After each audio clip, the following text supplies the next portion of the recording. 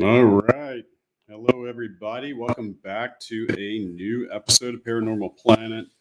I have been gone for a while. This is the time of year where I do a lot of cryptozoology work, as well as I just came back from the amazing Ancient Civilizations Conference in beautiful Boulder, Colorado. It was a really cool experience. It was a packed house.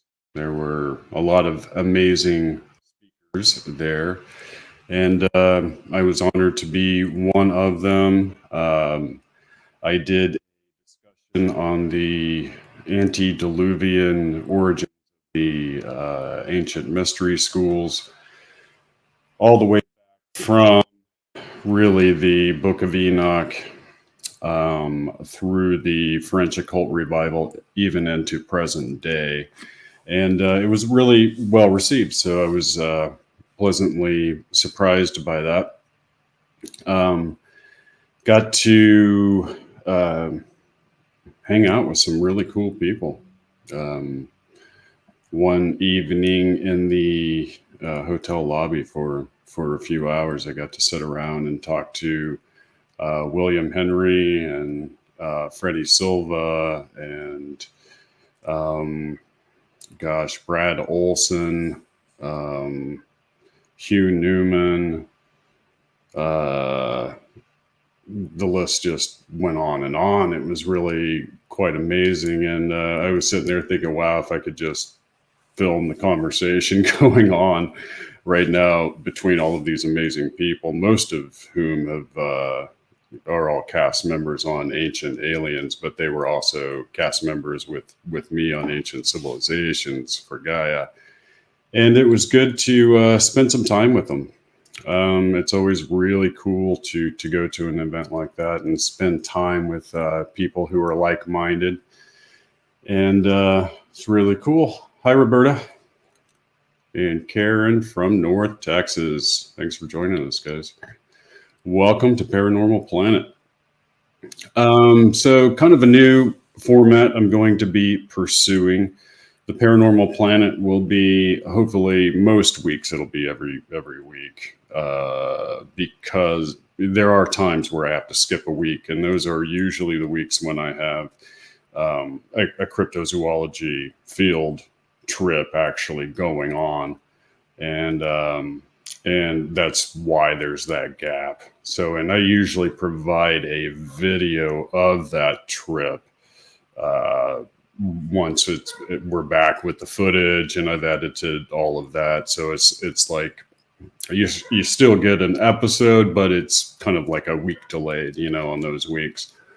Simon from Australia, awesome. Durango, awesome. I used to live in Durango, believe it or not, Durango, Colorado. That's where you're at. Four Corners area is very, very interesting. So this conference was amazing. I know that it will be eventually, I think, made to where everybody could watch it. Right now, you have to be a Gaia subscriber, etc., to be able to watch that conference. But it was really interesting, and a lot of just really unique presentations that I got to watch and was privileged to see and meet some really, really cool people.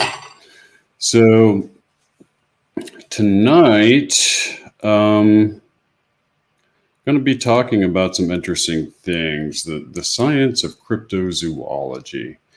And what kind of got me thinking about this was a few different things, because cryptozoology is sort of seen as a pseudoscience. And I got to meet and talk to Andrew Collins, the famous British researcher into crop circles and ancient mysteries, Göbekli Tepe, and in particular right now. And he's doing a new crypto docu-series on cryptids in the UK. And he had a filming assistant there, so he took the opportunity to film with me for a 20-minute interview for his docu-series. And I just received the raw footage from that interview, so it went well. And we actually brought up the science of cryptozoology, and I thought it'd be something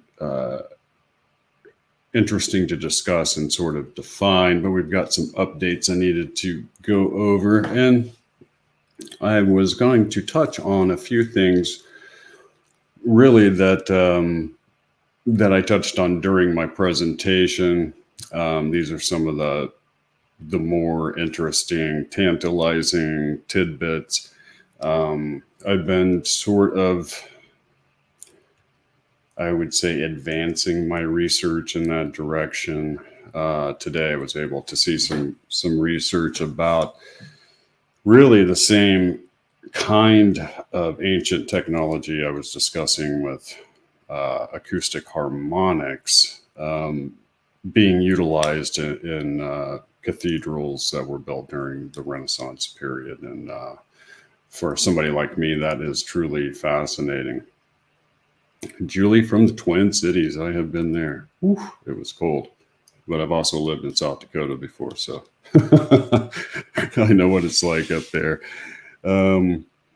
So interestingly enough, I came across some really interesting stuff to show you guys this week. It's just like madhouse. The amount of information coming out right now regarding the alien presence on this planet, and all of the sort of government type entities that are talking about it, and mainstream media sources trying to warm the public up to the idea without giving them a heart attack, etc.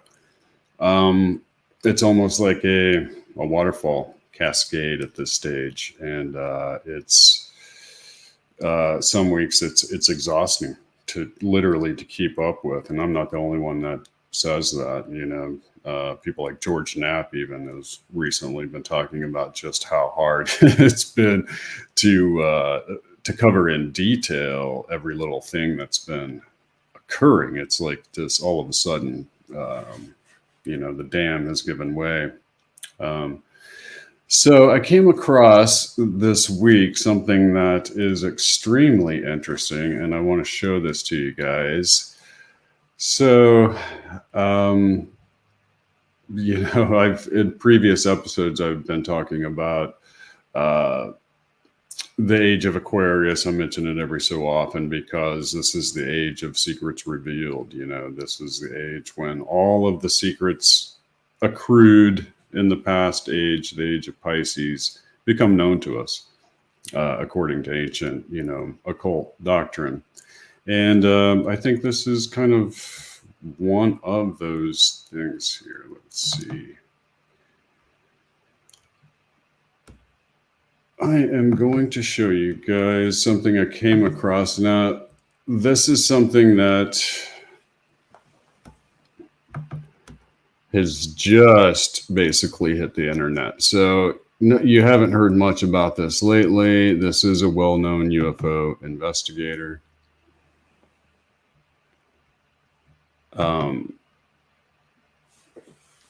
And so this is Anthony Broglia's UFO Explorations. And as you can read the headline, U.S. Chief Medical Examiner, alien specimens from UFO crash held at Walter Reed. Now, when you read the article, it's they make clear that these are in fact not full bodies, but they were small skin tissue samples. And people are like, interesting. Well, why would Walter Reed be doing this? And as you can see, they have their own Armed Forces Institute of Pathology. This is a super top secret facility. And if you were going to study alien tissue samples, these would be the best people on the planet to do just that. So I thought I would share that with you because that is fascinating. If you get just the flesh samples and those make their way into, the public domain, if you will, then that is a huge, huge drop in the bucket. As far as, gaining public acceptance worldwide by the normies out there that we call them, the white picket fencers, I like to call them, and God bless them. It just scares them. The truth scares them. And you guys, you and I, we're in the truth business, aren't we? We're in the business of presenting the truth to the public and hoping that more and more of them begin to realize what's been occurring. So I found that to be really, really cool. Also, before I get too far in, I wanted to bring up the fact that I have published a new report, and let's see here. The report is now on the paraintelagency.com website. This is a very in-depth report dealing with the Admiral Wilson memo. There has been ongoing, sort of feud in the UFO community, if you will, as to whether or not that memo was real, et cetera, et cetera. All of that's now been put to rest. The memo is authentic. It's been authenticated now beyond a shadow of a doubt, which I discuss in my intelligence breakdown on the matter. And not only that, but there is some really shocking things that can be derived from that memo when you know a little bit of the sort of peripheral information that's been going on.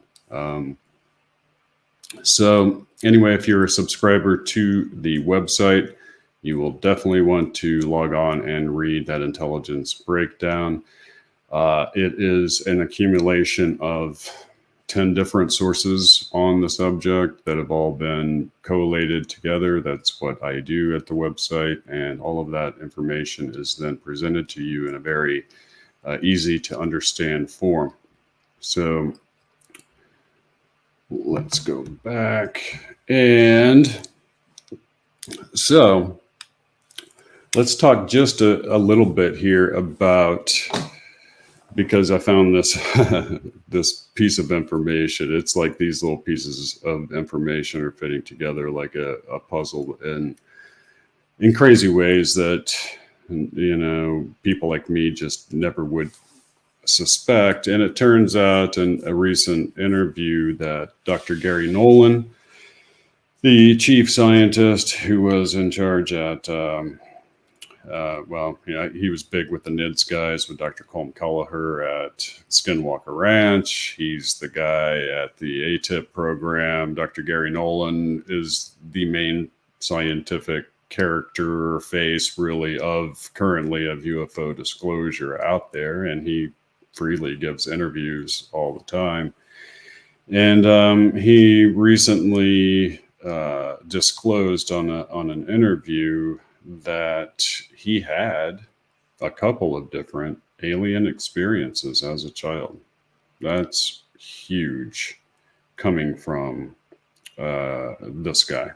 Huge. A guy who is central to this program, a program which, is already open to ridicule from a number of, his professional colleagues around the world, et cetera, et cetera.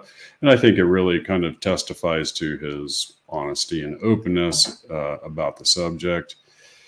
Now, this is important.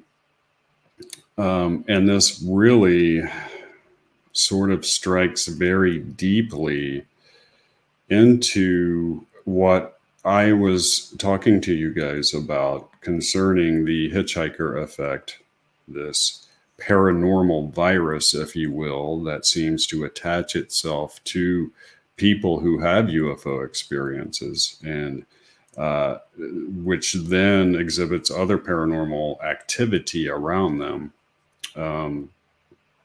This is very interesting in respect to that, because here you have a second example, right? You have Dr. Nolan now saying, yeah, as a child, I had these two alien experiences, one of which appears to have been interaction with an alien. Let's keep that in mind. And then he becomes a central figure in this disclosure and dealing with, all of the information coming out of Skinwalker Ranch, etc. A central figure dealing with the hitchhiker effect, if you will, right? Because all of these people are. And then you have interviews with Robert Bigelow, the guy who is probably in charge of half of the SAPs, the special access projects that are guarding all of the UFO secrets that are actually conducted by military contractors and not by the military themselves, which takes them out of military law altogether and out of the purview of certain entities. But Robert Bigelow also claims that at one point in his younger years, there was an experience. And then you have Senator Harry Reid, who was central to disclosure happening. He really, really got the ball rolling with a lot of this stuff before he passed away. And he talked about how his grandparents had had a direct UFO experience and how profoundly it affected them. So I find it interesting that these three individuals who had actual alien interaction end up being some of the principal individuals who then really have swung the door open on UFO disclosure, along with obviously a bunch of other people, which is too extensive to get into on this particular show. And we should probably begin assessing that, analyzing that in respect to the overall hitchhiker effect. And I'll get into more detail about that. Needless to say, I really believe that the hitchhiker effect, and according to Dr. Colm Kelleher, this is his actual statement, that without understanding the underlying paranormal aspect of the UFO phenomenon itself, we will never actually understand the totality of the phenomenon. that's a big, big statement coming from someone of that scientific caliber. So it's interesting stuff, and I thought that you guys would be interested to know that. A lot of the other stuff that ties into this concerning the Wilson memo is in that report, that intelligence breakdown for you guys. So let's talk about cryptozoology, the science behind cryptozoology. You don't know how many times, it's every time, without fail. Every single time I get onto Facebook Bigfoot community pages and I post a simple video of field research, somebody actually out doing some work, looking for physical trace evidence, how often that just instantly gets attacked by people who, I don't know, have some sort of weird agenda. I just don't understand it. But in every instance, I offer them the opportunity to please share with me and everyone else on that page their footage of their field research. You know how many of them who have attacked my work have ever taken me up on that offer? 0. And it's because of that, and because of how really vitriolic the overall Bigfoot community has become. I mean, it is just unbelievable. That I thought that we should talk about the fact that we have a ton of people out there who are in fact cryptozoologist analysts. They're cryptozoology analysts. They like to analyze the work being done by other people and then draw theoretical conclusions. There's nothing wrong with that, as long as you're not misleading yourself and others into the idea that you are the one who is in fact collecting that evidence. Then we have a problem. And that is prevalent in not only just the Bigfoot community and cryptozoology as a whole, and it's something that needs to stop. And I mean, you can look around, people that are deeply involved in Bigfoot research with the guys that have been out there doing the shit for real for decades. Most of them don't interact much on those pages, and there's a reason why. And it's to the shame of the community that has not bothered to police itself. And not only that, but there's a lot of various conferences, etc., where the crypto analysts get invited to sell and sign books, but none of the actual field investigators who actually have been out there forever collecting the evidence. And it's because it's a face. It's a face that sells tickets. And that's another problem that needs to be fixed. And I'm never shy away from just saying it like it is. And that's the way it is.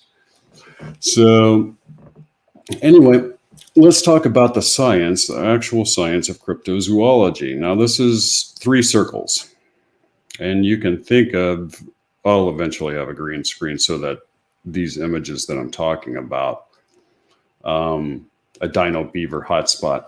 Well, it's funny because I was thinking about the dino beaver earlier. Somebody brought up the dino beaver on there, and that was at the Skinwalker Ranch. And I was thinking, I'm getting ready to talk about the dino beaver, crazy animal that they described seeing out there. Excuse me. That's funny. But think of it, cryptozoology as 3 circles, and those circles overlap one another.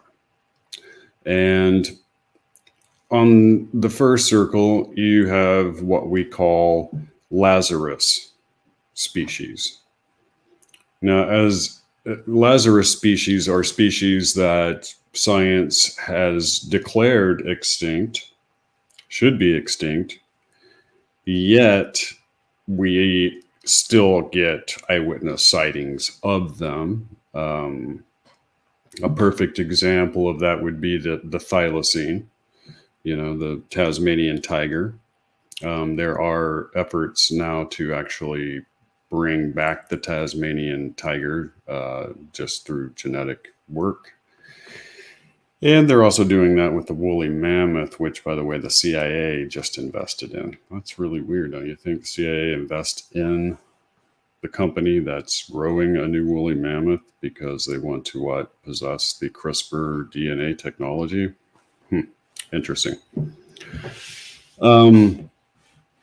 But these Lazarus species, it's not just the thylacine. There's like the dino beaver.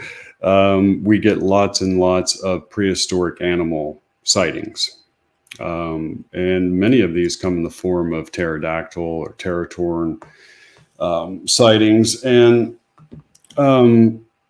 you have to, in that particular case, it's sort of those sightings of what appear to be prehistoric animals either fall within what we call the Lazarus species circle, or it falls within the center circle, which is overlapping both, which is what we call the woo animals. These are Bigfoot and Dogman and certain perhaps prehistoric animal sightings that may or may not be interdimensional or part of some sort of time rift, right? And this is where cryptozoology, the science, overlaps into a couple of different kinds of disciplines. And it's not an easy thing to pursue if it's being done properly. And if you're out there in the field, you need to carry with you, DNA collection kits. You need to carry with you everything you need to collect physical trace evidence in the form of footprints, etc. Document everything properly. And you need to be careful about your work. But the idea that all cryptozoologists are just hunting Bigfoot and Dogman is not true or real in any way, shape, or form. Many cryptozoologists never pursue the woo animals. They don't even consider them real. They're looking for what they consider real species, like the thylacine, like a few other animals that have been seen around that shouldn't be there, but we know for a fact it exists. So with the prehistoric animals, there's only a few possibilities, right? So either you have a surviving breeding population of these prehistoric animals who, through the Lazarus effect, either dormant genes got regenerated, eggs that are able to last for thousands of years hatched. These things came from South America, where they're able to remain hidden in deep, thick jungle. Or you have to begin to entertain the notion that they are, in fact, not physical in this reality the way we think of it, that they are a manifestation from another dimension, which we know can and does occur. Or perhaps you're seeing through the veil into the past. These things sort of pop in and out. Time is a funny thing. And who's to say that a time rift doesn't once in a while cross over into this one? I've got a video up on the channel there that shows some footage of one of these pterodactyls, and I find it extremely compelling. So take a look at that. So the center circle are the woo animals. And woo animals are all of the animals you can think of that fall within the cryptozoology realm of strange, creepy, creatures that are out there. And this is where cryptozoology bends into really paranormal research, because it's in this circle that you have to begin to entertain the notion of trying to detect electromagnetic fields, vortex areas, interdimensional doorways, ET involvement. So there, ufology becomes involved in the science of cryptozoology, and you need to have exposure to that. This is something that I wrote extensively about in Bigfoot Unleashed. And so, you're going from somebody who's spending a good deal of their time, expense, money, time with their family, to go out into these not fun areas, and search around in dangerous areas and sometimes very dangerous situations. And then you have them also taking it upon themselves to try to classify in some manner these other very strange animals people keep seeing and reporting, but are also very hominid-like. And I, in my book, Paranormal Planet, talk about my unified field theory of paranormal activity. And in that, my theory postulates that any and all bipedal cryptid animals have to, in fact, be genetic chimeras created by the ET presence on this planet. Nothing else fits all the available pieces of the evidence. Nothing. It is the only one. There is zero biological mechanism by which that can occur. What you are seeing are animals that have a combination of genes from species that simply should not be able to reproduce.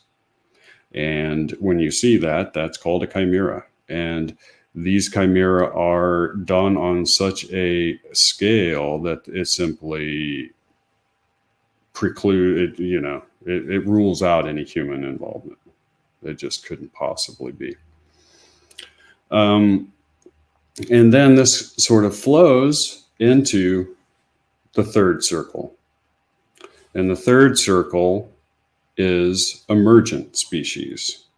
And a prime example of where cryptozoology bleeds into the emergent species is the South Texas chupacabra, right? Here you have what is quite obviously a new canine species. Come on. This is a new, evolved, canine, emergent species. And there is clearly a breeding population. They are clearly spreading. And what you're seeing is natural evolution in play. That's what an emergent species is, right? Now, who's to say that, there's also descriptions of chupacabra that don't have anything to do with canine species. So there again, the cryptozoologist is, taking on this job of trying to sort all of this mess out, which is exactly what it is. And we're left doing that because our brave lab coat wearing scientists refuse to put their, fragile little careers at risk, I suppose. And so it's funny to me that there's a whole academic group of scientists,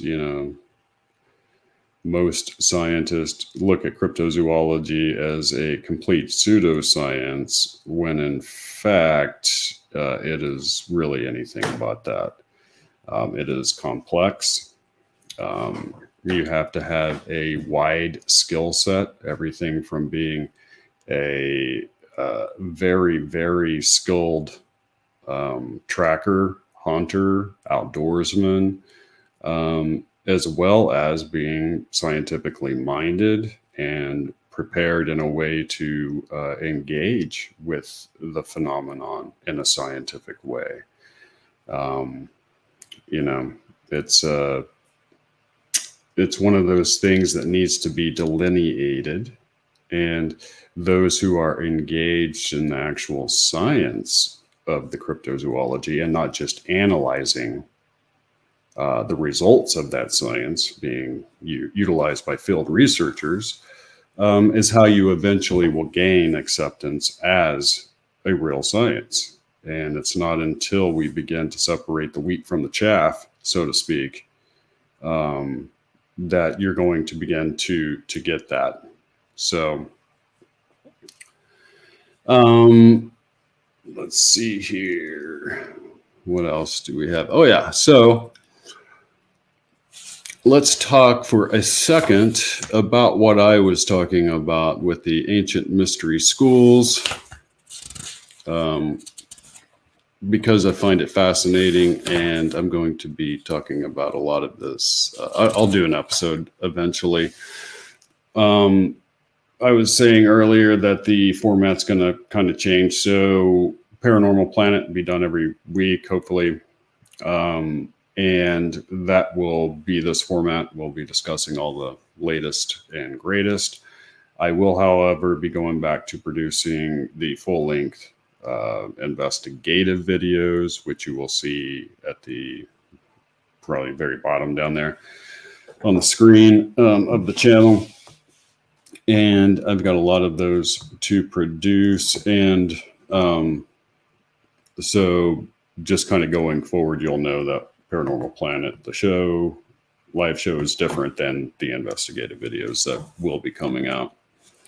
So I talked about the ancient mystery schools. I talked about how all of the ancient mystery schools that guarded occult knowledge came from what the Sumerian tablets and the Book of Enoch and ancient Zulu oral mythology and ancient Egyptian, etc. It goes on and on and on. Tell us about it, which was that secrets were imbued to humanity from beings that were not human. These secrets then became encapsulated into the great ancient mystery schools.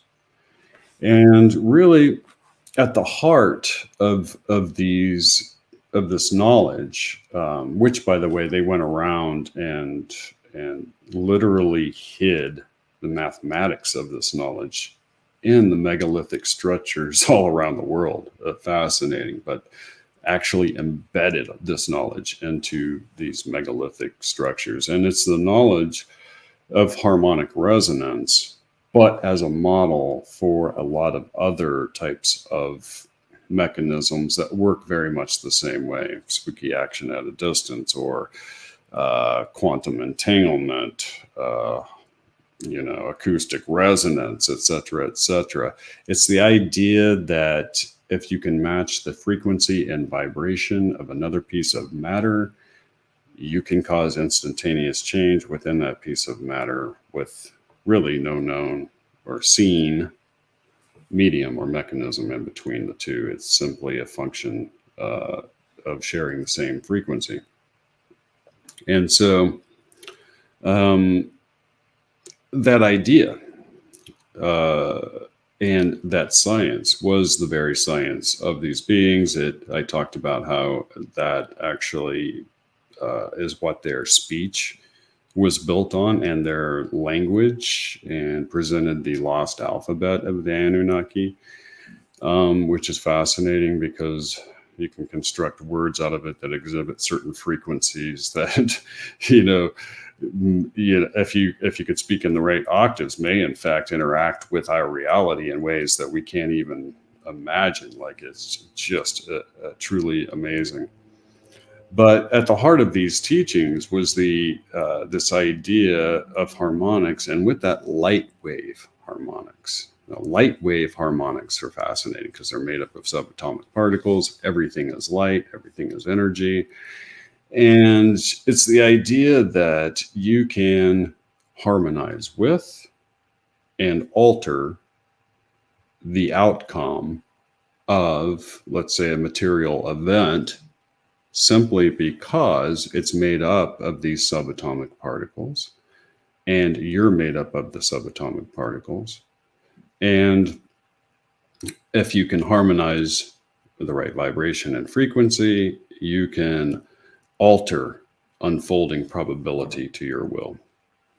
It's interesting because there's 7 spots down the center of the spine. They call these the chakra zones. Chakra means wheel of light. And a lot of ancient teachings tell you that's the spot. Those are the spots where spirit and flesh collide.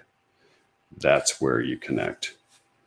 And each one of those actually will vibrate to the frequency of a different musical note. How fascinating is that, right? So I ended by talking about the Oracle Octave Centers. There was a layout all across the Middle East. These centers were called Oracle Octave Centers. Like the Oracle of Delphi was one of these places. People who are educated out there will know that that's where people, even rulers went. And there was a psychic there, and she would inhale fumes, and then she would, tell the future, outcome of a battle, etc., whatever was needed to be known. Well, there were 8 of these built all across the Middle East. They were built 1 geodetic degree from one another across a vast area. Each one of these had what's called an omphalos stone. So it's an egg-shaped stone in the center. There was a mesh design on each, and on each stone, there was a letter carved. Now, when you put all the letters together, it becomes the 8-lettered, unutterable name of God spoken of by the ancient Egyptian priesthood. And what are those 8 letters? They are the 8 notes of a musical octave. 7, and then the 8th is a repetition of the first at a higher octave to complete the octave. That's amazing. Absolutely amazing. And the mesh design, that's the ley lines around the earth, where these places were put. Fascinating stuff. And really, that's all I have for you guys tonight. So I've got something to read you guys before I let you go. And this, I think you're going to like. And this is, I'm going to do a very in-depth investigative video on reptilian aliens. And during the course of the convention, I came across, actually shortly thereafter, I came across this passage off of the Emerald Tablet of Thoth. And I am going to read this to you. In the form of man moved they among us, but only to sight were they as our men. Serpent-headed when the glamour was lifted, but appearing to man as men among men. Crept they into the councils, taking forms that were like unto men, slaying by their arts the chiefs of the kingdoms, taking their form and ruling over man. Only by magic could they be discovered. Only by sound could their faces be seen.